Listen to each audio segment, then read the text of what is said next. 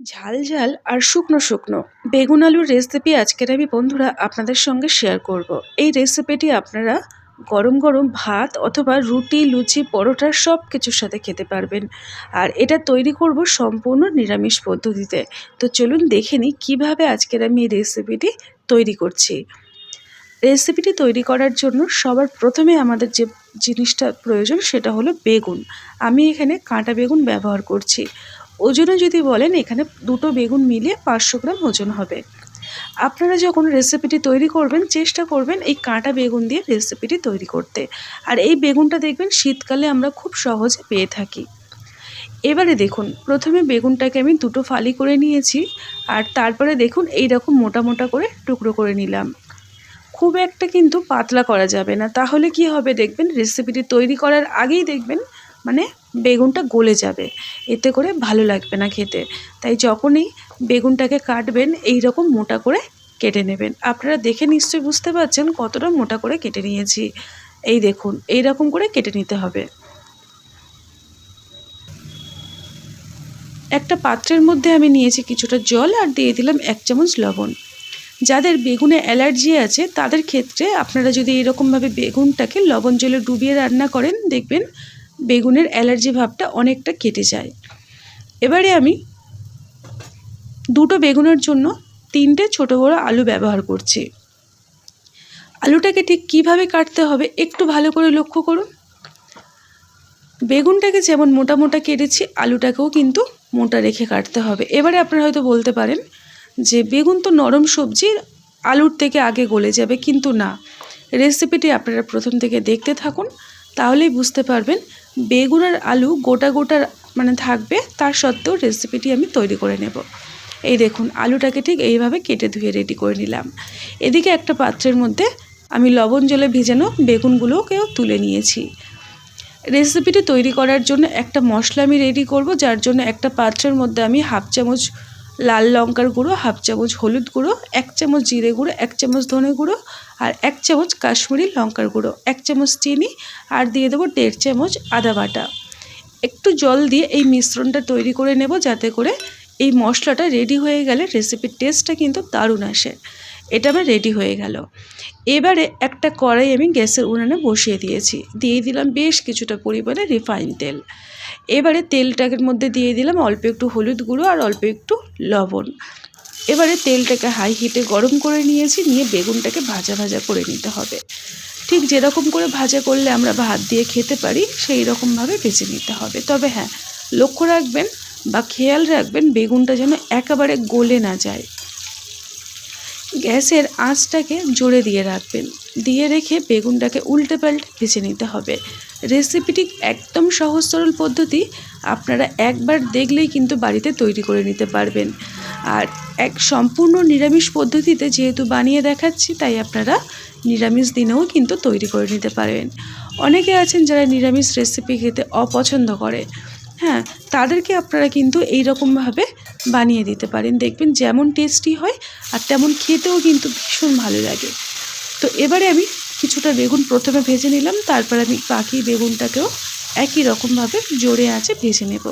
এই দেখুন বেগুনগুলোকে ঠিক এই রকমভাবে ভেজে নিতে হবে। কড়াইতে কিছুটা তেল আছে, আমি ওর মধ্যে আরও কিছুটা পরিমাণে তেল অ্যাড করব। বেগুনটা আমি ভেজে রেডি করে নিলাম। এবারে ওই তেলের মধ্যে অল্প একটু লবণ দিয়ে ভালো করে তেলটাকে নাড়িয়ে চাড়িয়ে নিলাম। এবারে যে আলুটাকে আমি কেটে ধুয়ে রেডি করে রেখেছিলাম ওই আলুটাকে ভেজে নিতে হবে।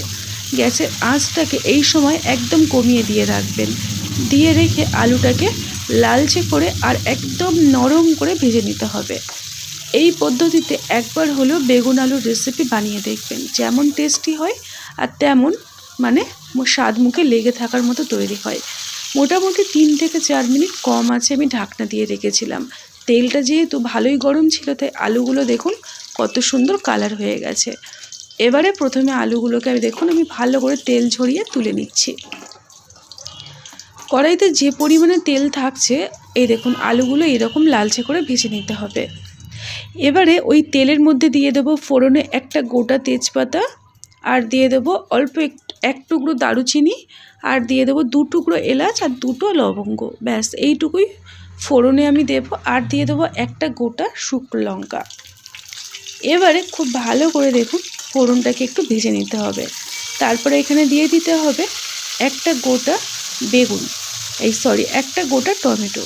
টমেটোটাকে ঠিক বেগুনের মতো লম্বা করে কেটে নিয়েছি। এবারে অল্প একটু লবণ দিয়ে টমেটোটাকে ভালো করে নরম করে ভেজে নেব। এমন করে ভাজতে হবে যেন এই দেখুন খুন্তি দিয়ে একটু চাপলেই এটা যেন গলে যায়। এই রকম করে টমেটোটাকে রেডি করতে হবে। দেখুন তেলের সাথে টমেটো খুব ভালোভাবে গলে গেছে। এবারে আমি এখানে একটা বিশেষ উপকরণ অ্যাড করব, সেটা হলো বেসন। আমি এখানে ছোট্ট চামচে 1.5 চামচ পরিমাণে বেসন এখানে অ্যাড করলাম।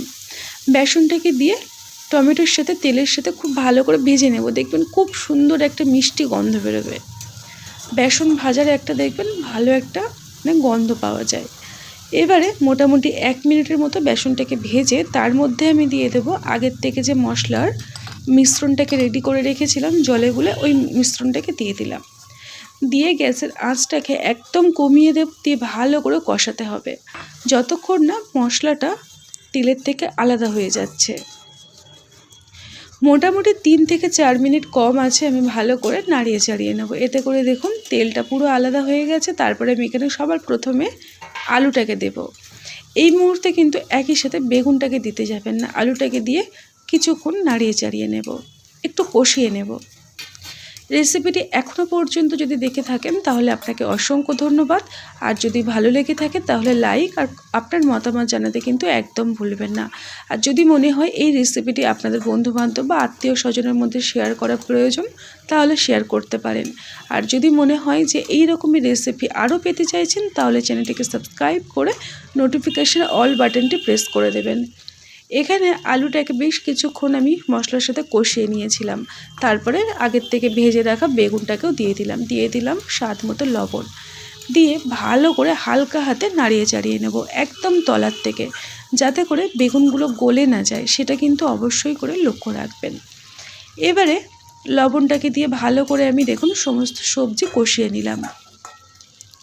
এখন আমি এটাকে ঢাকনা দিয়ে রাখবো মোটামুটি 2 থেকে 3 মিনিট, একদম কম আছে। এতে করে মশলার যে একটা মিষ্টি গন্ধ সেটা সবজির মধ্যে অ্যাবজর্ব হয়ে যাবে আর খেতেও কিন্তু বেশ ভালো লাগবে। দেখুন তেলটা কিন্তু একদম ভালোভাবে সবজির থেকে আলাদা হয়ে গেছে, মশলার থেকে একদম সেপারেট হয়ে যাবে। তারপরে ঢাকনাটাকে খুলে একদম দেখুন একদম তলার থেকে ভালো করে কষিয়ে নিচ্ছি। এইভাবে বেগুন আলুর রেসিপি যদি বানানো যায় দেখবেন যারা বেগুন খেতে অপছন্দ করে তারাও কিন্তু ভীষণ খুশি হয়ে খায়। আর এতটা লোভনীয় হয়, আপনাকে যদি কাউকে খাওয়ান সে কিন্তু বুঝতেই পারবে না যে আপনি নিরামিষ পদ্ধতিতে রেসিপিটি তৈরি করেছেন। এবারে আমি সবার শেষে দিয়ে দেবো 1/2 চামচ পরিমাণে গুঁড়ো গরম মশলা। চেষ্টা করবেন গরম মশলাটাকে ব্যবহার করতে। আমি রান্নাতে ঠিক ঘি দেওয়াটা পছন্দ করি না, তাই এখানে আমি ঘি আর অ্যাড করলাম না। তবে আপনারা যদি ঘি পছন্দ করেন তাহলে যেহেতু নিরামিষ রান্না আপনারা ঘি ব্যবহার করতে পারেন, এতে করে এর স্বাদটা একটু অন্যরকম আসবে। এবারে ভালো করে সমস্ত কিছু নাড়িয়ে চাড়িয়ে নিলাম, গরম মশলাটাকে দিয়ে এবার ঢাকনা দিয়ে রাখবো। বেশ কিছুক্ষণ এইভাবে ঢাকনা দিয়ে গ্যাসের ফ্লেমটাকে অফ করে রেখে দিয়েছিলাম। তারপরে একটা পাত্রের মধ্যে আমি একদম গরম গরম সার্ভ করে নিচ্ছি।